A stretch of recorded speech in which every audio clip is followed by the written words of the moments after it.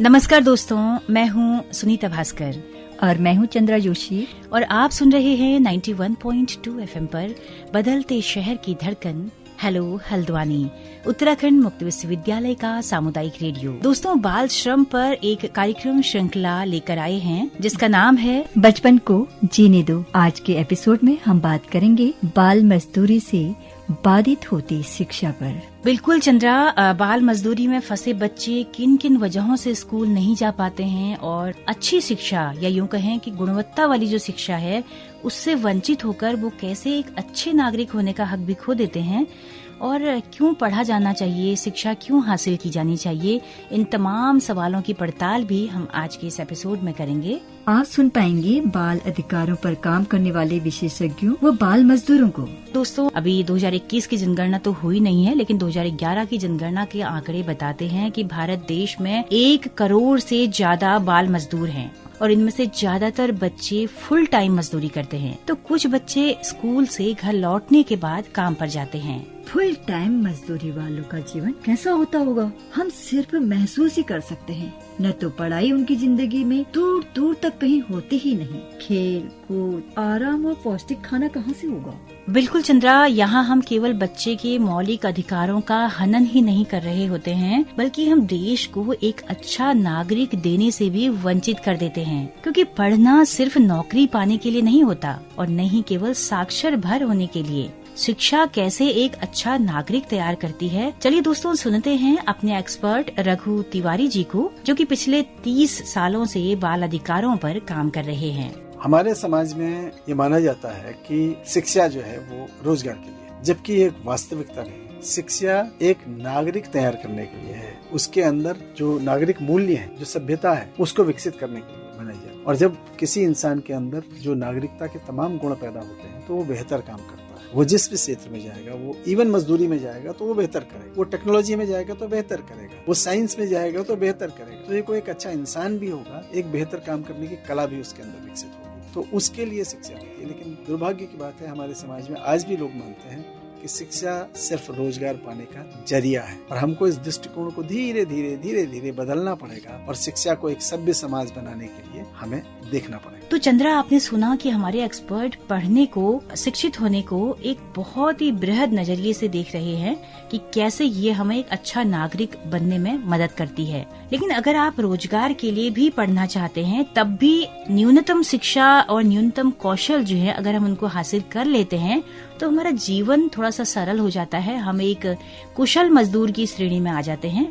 तो हमारे दूसरे एक्सपर्ट हैं जो कि शिक्षा में काम कर रहे हैं, बाल शिक्षा को लेकर, पीयूष जोशी, अजीम प्रेम जी फाउंडेशन में। तो आइए सुनते हैं कि वो क्या कह रहे हैं। एक तो इसमें सबसे बड़ी बात जो दिखती है वो ये है जागरूकता का अभाव। हमें लगता है कि भाई पेरेंट्स को भी ये इसको कम्युनिकेट किया जाना चाहिए कि पढ़ने से क्या होगा। मतलब एक ये ना कि हम जल्दी कुछ कमाने लगे और काम में लग जाएं, तो वो जो बात है वो बच्चों को जल्दी कमाना या किसी इस सक्षम लायक बन जाना कि वो कमाने लगे, कुछ ना कुछ हुनर डेवलप कर लेना, वो ठीक बात है। लेकिन क्या आप थोड़ा पढ़ लें और उसको और तराशे तो क्या आप बेहतर जीवन यापन कर सकते हैं, कुछ और रास्ते आपके लिए खुल सकते हैं। ये कम्युनिकेटेड नहीं लगता है उनको सही से। खासकर पेरेंट्स लोग हों जो उस कम्युनिटी में ऐसे लोगों को आइडेंटिफाई करके स्कूल तक लाएं, उन्हें बताएं कि भाई यहाँ पर कब एडमिशन हो सकता है, किन डॉक्यूमेंट्स की जरूरत है।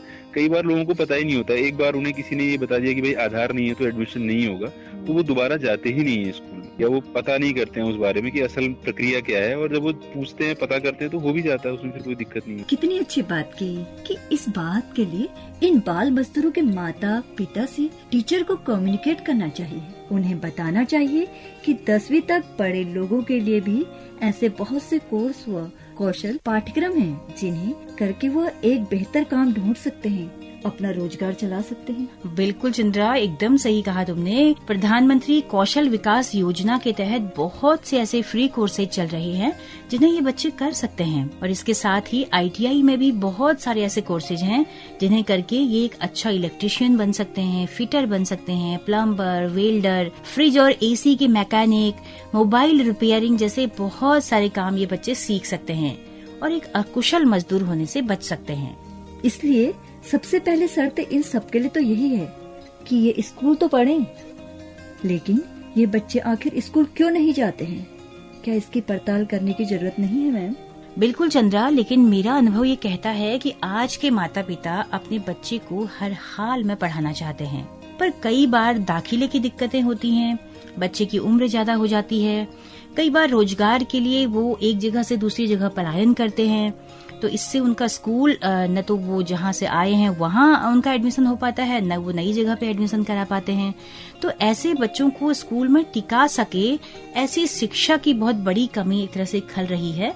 मैं आपको एक बाइट सुनाना चाहती हूँ चंद्रा। फिरोजा से मैंने बात की, जो कि गफूर बस्ती में रहती हैं, तो चलो सुनते हैं कि वो क्या कह रही हैं। फिरोजा नाम, यहाँ तो बहुत सालों से रह रहे हैं, गफूर बस्ती, वार्ड नंबर 24 है। एक तो पढ़ाई सरकारी में है और ये था प्राइवेट में, तो इसे खाना फीस इसकी महंगी जाग रही, तो इस चक्कर में हमने वो हटा दिया। इसने एक में पढ़ रहा था, जब फीस आ रही थी इतनी महंगी तो कहाँ से दे पाते, गरीब लोग हम कहाँ से दे पाएंगे। तो सरकारी में मना कर दिया था ना कि आपका बच्चा बहुत बड़ा हो गया, तो इस चक्कर में हम नहीं लेंगे, नहीं ले रहे हैं। ये 15 का तो होगा, 15 का लगभग में है जी, घर पे ही रहता है।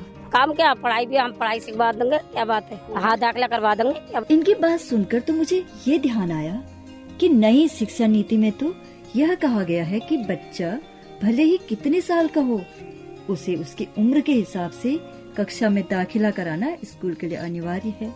बिल्कुल, ये बहुत दुर्भाग्य है कि स्कूल अपनी जिम्मेदारी निभा नहीं रहे, जिससे ये बच्चे पढ़ने का मन रखने के बावजूद भी पढ़ नहीं पा रहे हैं। और इसके अलावा चंद्रा, कई बार बच्चा स्कूल खुद भी नहीं जाना चाहता है, जबकि अब तो स्कूल में एक वक्त का भोजन भी मिल रहा है। तो आखिर ऐसी क्या वजहें हैं, अपने एक्सपर्ट से जानते हैं। हमारे साथ हैं अजीम प्रेमजी फाउंडेशन में पीयूष जोशी, तो देखते हैं कि वो किस तरह की शिक्षा की बात कर रहे हैं। गुणवत्ता होगी शिक्षा में। गुणवत्ता का मतलब ये भी है कि वो बच्चों के लिए आनंददायी हो, बच्चों को लगे कि वो कुछ सीख सकते हैं, और बच्चों को का बार बार आकलन न किया जा रहा हो इस तरह से कि उनको क्या नहीं आता है ना, इस बात का उनको अप्रिसिएशन भी मिले कि उन्हें क्या आता है, कौन से हुनर उनके पास हैं।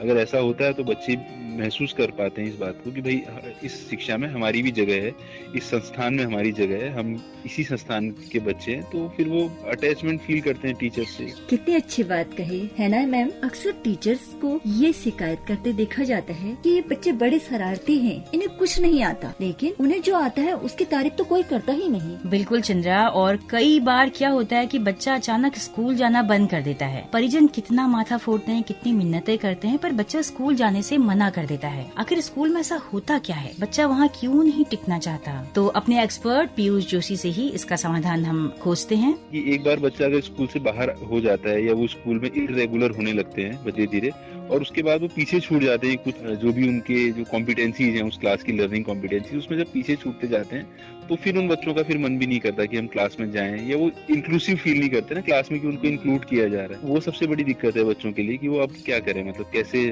उस कक्षा में बने रहे, और उन्हें जब वो क्लास अपनी नहीं लगती है तो धीरे धीरे उस ग्रेड से, उस कक्षा से वो बाहर। ये बहुत सही बात कही इन्होंने। इन मजदूर परिवारों के बच्चों को अक्सर घर पर रुकना पड़ जाता है, कभी माँ या पिताजी के बीमार होने पर, या फिर बच्चा घर की कई अड़चनों की वजह से ये बच्चे स्कूल में रेगुलर नहीं आ पाते। ऐसे में वह कोर्स से थोड़ा पिछड़ जाते हैं। तो टीचर्स को इस बात का ध्यान रखना चाहिए, ख्याल रखना चाहिए। बिल्कुल रखना चाहिए, और हम तो कहते हैं कि इन बच्चों पर बिल्कुल खास फोकस भी करना चाहिए, और इन स्कूलों को तो बकायदा मॉडल स्कूल घोषित करके यहाँ पे अतिरिक्त शिक्षकों को, अतिरिक्त संसाधनों को और एक्स्ट्रा करिकुलर एक्टिविटीज को कराई जानी चाहिए। चंद्रा, अगर हल्द्वानी शहर के सबसे बड़े स्लम एरिया गफूर और जो ढोलक बस्तियां हैं, वहाँ के प्राइमरी स्कूल में मैं गई, जिसको वहाँ की लोकल भाषा में लाली स्कूल कहा जाता है, तो मुझे ये महसूस हुआ कि सरकारों को और शिक्षा विभाग को अपनी आधी ताकत और आधे संसाधन कम से कम इन स्कूलों में खर्च करने चाहिए। तभी ये बच्चे इन स्कूलों में टिक पाएंगे, तभी इनको शिक्षा जो है वो आनंददायी लगेगी, और नहीं तो फिर शिक्षा का नारा केवल एक नारा भर रह जाएगा। हमने बात की बनभूलपुरा के प्राथमिक विद्यालय की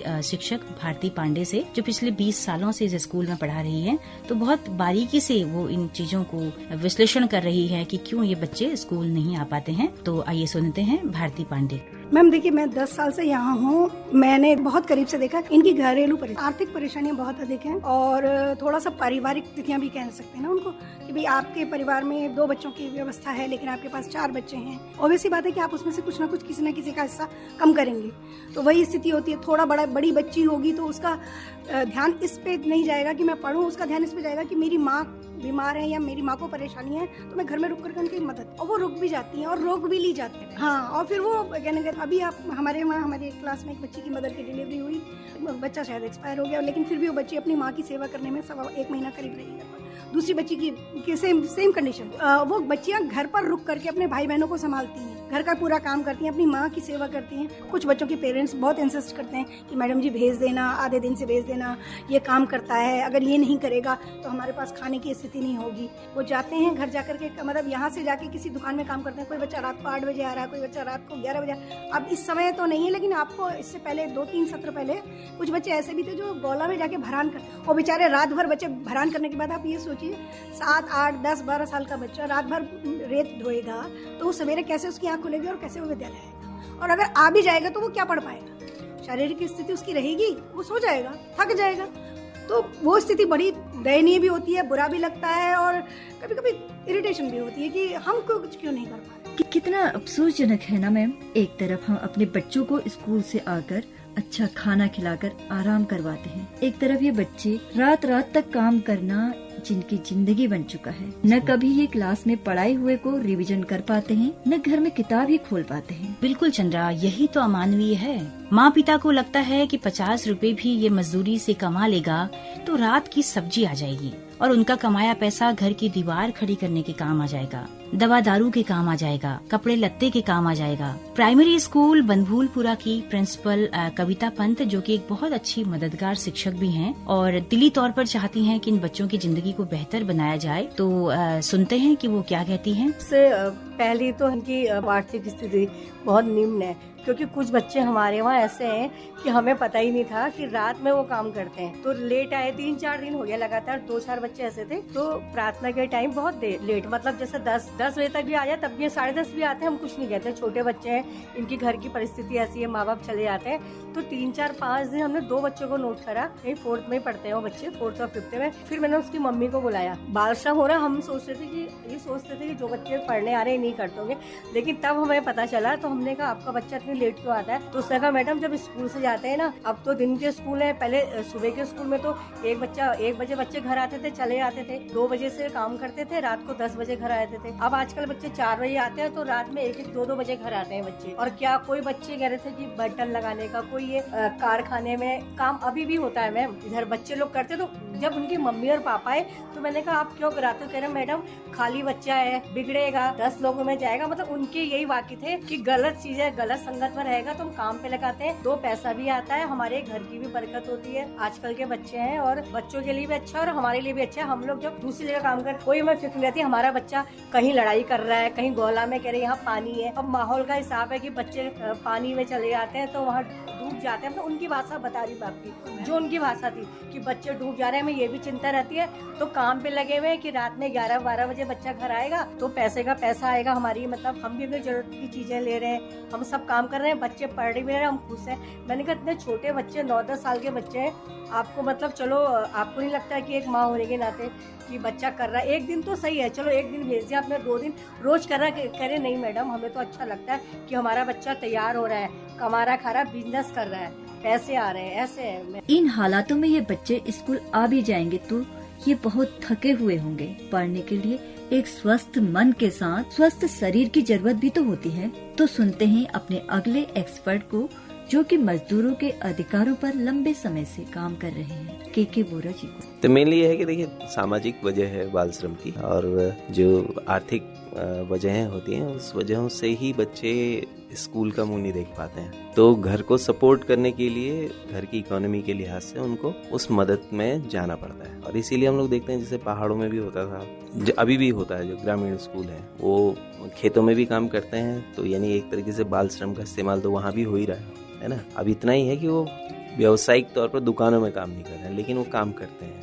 क्योंकि उस आर्थिकी की वो जरूरत है। किसानी के लिए, छोटी किसानी के लिए परिवार के पूरे सदस्यों का लगे रहना बहुत जरूरी है, और वो नेचुरल होता है। पहाड़ में उसे अननेचुरल मानते ही नहीं। तो इसी अनुरूप हम लोग जो तराई के इलाकों में या प्लेन्स में हम लोग देखते हैं, तो उसमें हमें ये समझ में आता है कि जिन परिवारों की आर्थिक स्थिति बहुत नीचे गिरी हुई है, तो उनके पास सरवाइव करने के लिए कोई दूसरा चारा ही नहीं। वो जाहिर बात है कि वो कहीं ना कहीं काम सीखेंगे या कहीं ना कहीं काम करेंगे, और उनकी दिहाड़ी काफी कम होती है। इवन एक चाय और 10 रुपया, 20 रुपया, 50 रुपया होता है, इसमें सालों को काट देते हैं और इसी में फिर वो एक तरह से उनकी ट्रेनिंग होती है। काम सीख लेते हैं तो फिर वो कारिंदा बन जाता है, फिर एक काम करने वाला ठीक ठाक। फिर कुछ 8-10 साल की उसकी एक्सपीरियंस के बाद वो एक अनुभवी हम कह सकते हैं जो भी कारीगर में तब्दील हो जाता है। और इसीलिए आप देखेंगे कि पेंटर होंगे या ये निर्माण मजदूरी में काम करने वाले मजदूर हैं या मैकेनिक लोग हैं, है ना, बढ़ई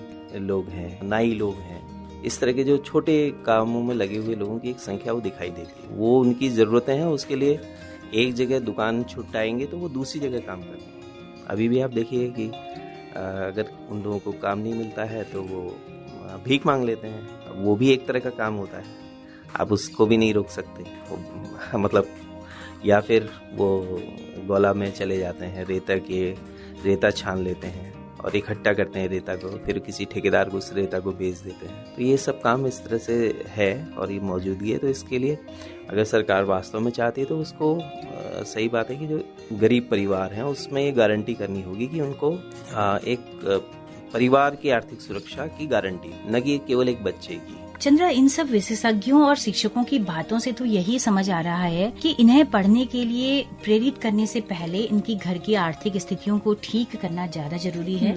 क्या सुझाव दे रहे हैं हमारे प्राइमरी स्कूल बनभूलपुरा के शिक्षक रईस अहमद? आइए उनके सुझावों को, उनके समाधानों पर हम एक नजर डालते हैं। रईस अहमद, सहायक अध्यापक, राजकीय प्राथमिक विद्यालय बनभूलपुरा, विकासखंड हल्द्वानी, नैनीताल से। बाल श्रम में मैडम एक तो सबसे बड़ी बात यह है कि बाल श्रम इसलिए ज्यादा यहाँ पनप रहा हल्द्वानी में क्योंकि यहाँ की जो इकोनॉमिकल कंडीशन है यहाँ के लोगों की, खासतौर से मुस्लिम या स्लम एरियाज में, वो बहुत पुअर है। उनके पास खाने के इंतजाम नहीं है, एक वक्त का खाना खा लिया, दूसरे का पता नहीं है, दूसरे खा लिया तो रात पता नहीं है, न कपड़े हैं ना कुछ है। तो उन लोगों ने ये ट्रेंड अपना बना रखा है कि जो भी वो कमाते हैं उससे हम लोग थोड़ा सा अपना बच्चों के लिए कपड़े वगैरह या कुछ बना लें या मकान के लिए कुछ जोड़ लें पैसा वैसा। और जो बच्चे कमा करके लाएंगे 50 रुपए, 10 रुपए, 20 रुपए जो भी उनको मिलता है उस हिसाब से और खाने में खर्च कर लें, रोटी बन जाएगी, उसके सब्जी बन जाएगी। ये रोकने के लिए तो यह है कि सरकार को ही इसमें ज्यादा अपना कदम उठाना चाहिए क्योंकि इनके लिए रोजगार मुहैया कराना बड़ा जरूरी है। क्योंकि हमारा अगर रोजगार मिलेगा, हमारे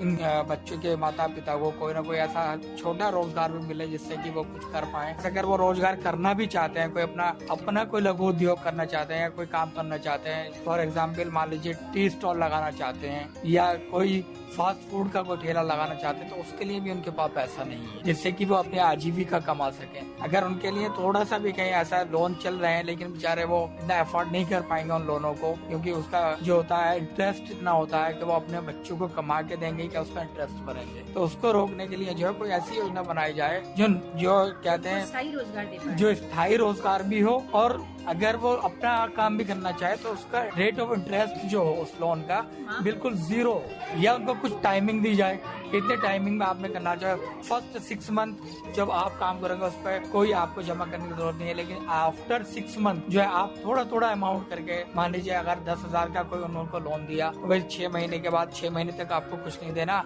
6 महीने के बाद जो थोड़ा थोड़ा करके आप जमा कीजिए, 200 रुपए महीना या 300 रुपए महीना। इतना क्या है कि जो एफर्ट हो उनके लिए, ऐसा ना लगे कि उनको बोझ ला दिया कि भाई 10,000 6 महीने के तो आपने कुछ नहीं किया। सीधा सीधा रिश्ता है बाल श्रम का परिवार की आजीविका से। जी मैम, हम यहाँ से कितनी कोशिशें कर लें लेकिन अगर जड़ से खत्म करना है तो आपको यहाँ ध्यान देना पड़ेगा आजीविका पर खास तौर से। योजनाएं कुछ यहाँ पर बच्चे ऐसे आते हैं हमारे पास मैडम, उनके पास ये लगा लीजिए पेंसिल भी नहीं होती है। पेंसिल के लिए भी हम यहाँ पर मैडम इतने लोग मतलब ला करके रखते हैं, कपड़े नहीं होते हैं उनको। हम लोग जो होते हैं हमारे बच्चों के जैसे कपड़े हैं या कुछ नए कपड़े कुछ पुराने कपड़े उनको मैच मिला करके उनको देना पड़ता कि भाई सर्दी से बचो, अपने बच्चों को बचाओ।